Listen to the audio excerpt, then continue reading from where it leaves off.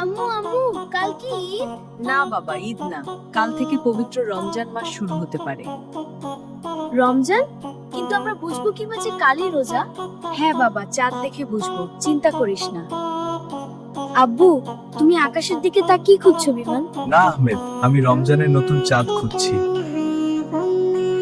চাঁদ মামা তো নেই, মনে হয় আজ তিনি লুকিয়ে আছেন। ওই দেখো আহমেদ, সরু সুতার মতো বাঁকা চাঁদ। চাঁদ দেখলে একটা দোয়া পড়তে হয়, বলো। আল্লাহুম্মা আহিল্লি ওয়া আলাইনা। এখন থেকে আমি রোজাদার। আজ এশার নামাজের পর বিশেষ একটা নামাজ আছে। বিশেষ নামাজ, সেটা কি? আরে না বোকা, ওটা হলো তারাবি। আমি এখন তারাবি পড়তে যাব। আমাকে বড় হুজুরের মতো লাগছে না আপু? হ্যাঁ, কিন্তু এত আতর মেখেছে যে মশা মাছিও কাছে আসবে না। আব্বু, তারাবি নামাজ কি অনেক বড়? তুমি কি যতক্ষণ পারো পড়বে। ঠিক আছে, আমি বীরের মতো নামাজ পড়বো।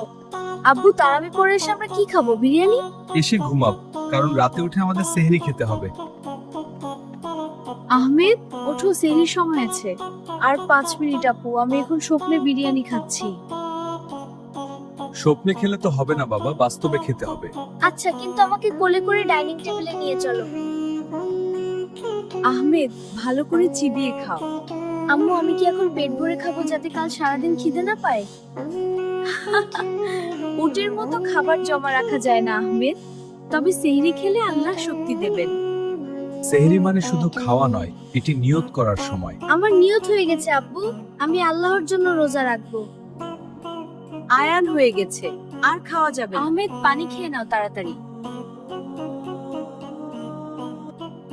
হে আল্লাহ, আমার ছোট রোজাটা কবুল করো।